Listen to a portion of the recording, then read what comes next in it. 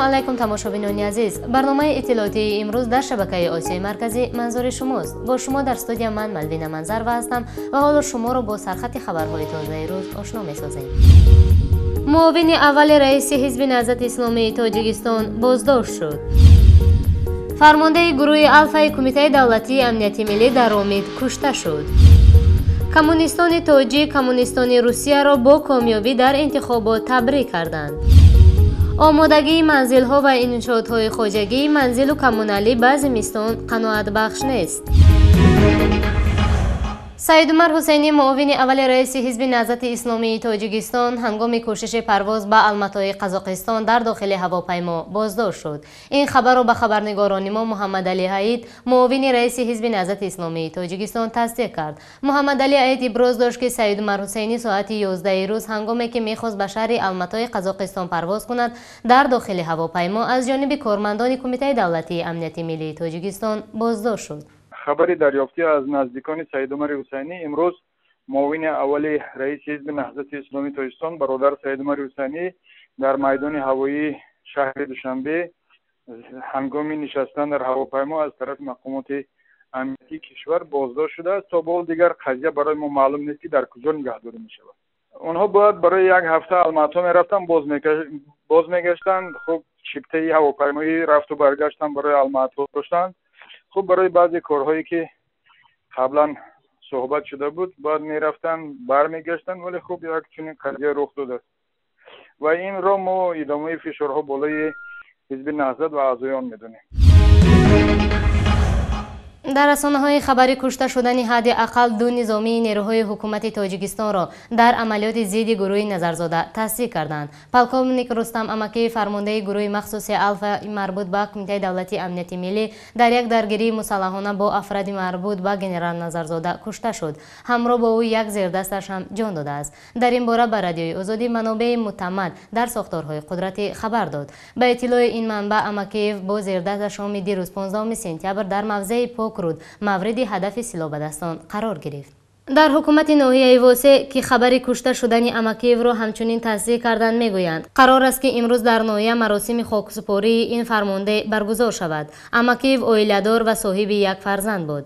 ҳуввияти низомии дигари кушташуда феълан маълум нест. ба иттилои манобеи Радиои Озодӣ, амалиёте ки дирӯз дар мавзеи Покруд ҷараён дошт, ҳадди ақал 2 низомии амон, гурӯҳи таъиноти махсуси Вазорати умури дохилии Тоҷикистонро захмӣ бар ҷой гузошт.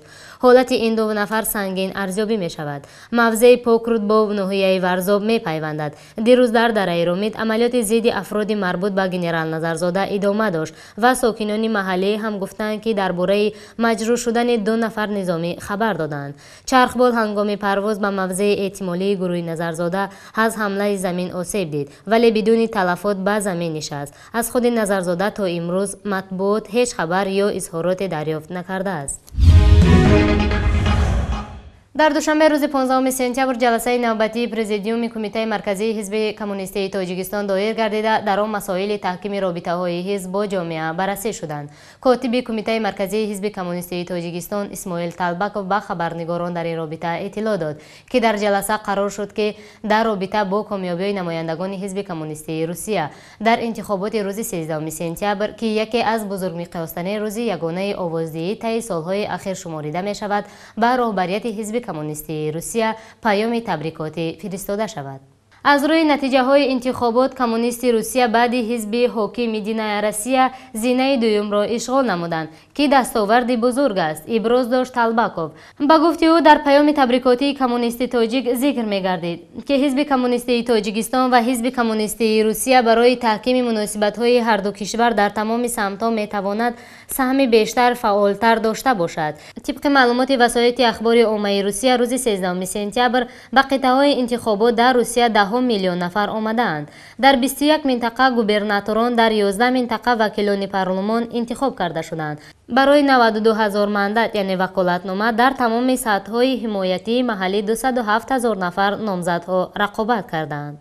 мо вай доштем раёсати ҳизби коммунисти Тоҷикистон баргузор гардид ва дар он масъалаҳои дохили ҳизбӣ, масъалаҳои ҷориро мо баррасӣ кардем ва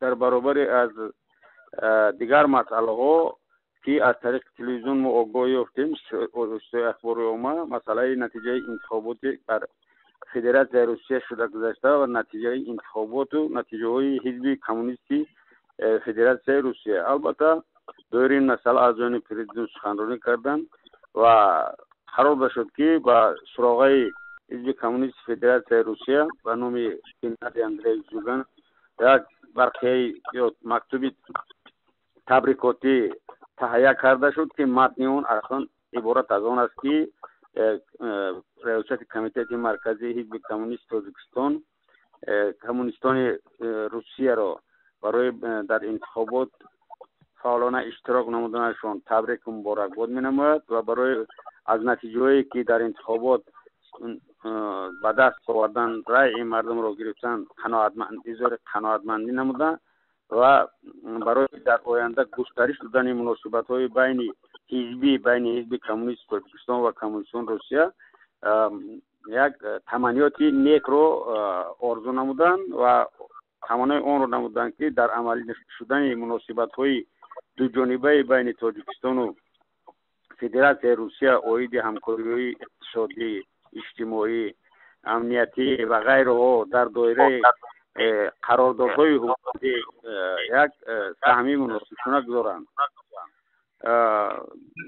оид ба масъалаи дуюм ки шумо ибрози ақида намудед, ҳизби коммунисти Тоҷикистон аз рӯзҳои аввали соҳибистиқлолӣ дар Тоҷикистон ҳамчун ҳизби рақами 1 аз қайди вазорати адлия гузаштааст ва дар доираи конститутсия сарқонуни ҷумҳурии Тоҷикистон, қонунҳои амалкунандаи ҷумҳурии Тоҷикистон фаъолият намуда дар доираи фаъолияти худаш баҳри мустаҳкам шудани соҳиби истиқлолӣ, волояти қонун, ваҳдати миллӣ, сулҳу салоҳ, рушди иқтисодиёт саҳми муносиби хушуна гузашта истодаанд.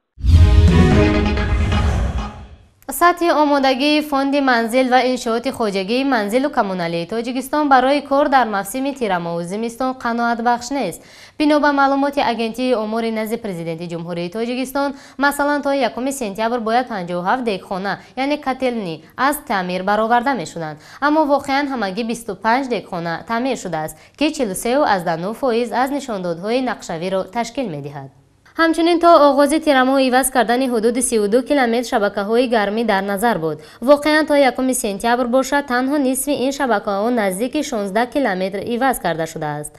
غیر از این تا 1 سپتامبر عوض کردن 6 کیلومتر قبورهای صدموی به نقشه گرفته شده. این نقشه همگی به اندازه 3.3% به اجرا رسیده است. یعنی عوض کردن تقریبا 200 متر این زیربنا میسر گردیده است. علاوه بر این نقشه پیش بینی شده تعمیر بام خانه‌ها به اندازه 73.4% به اجرا رسیده. با سنه 1 سپتامبر از تعمیر بیش از 2,500 خانه‌های پیش بینی شده بام حدود 1,900 خانه از تعمیر برآورده شده است. بینندگان عزیز، در همین جا برنامه خبری امروز خاتمه می‌یابد. آرامش و آسایشتگی شما آرزوی همیشگی ماست. خداحافظ.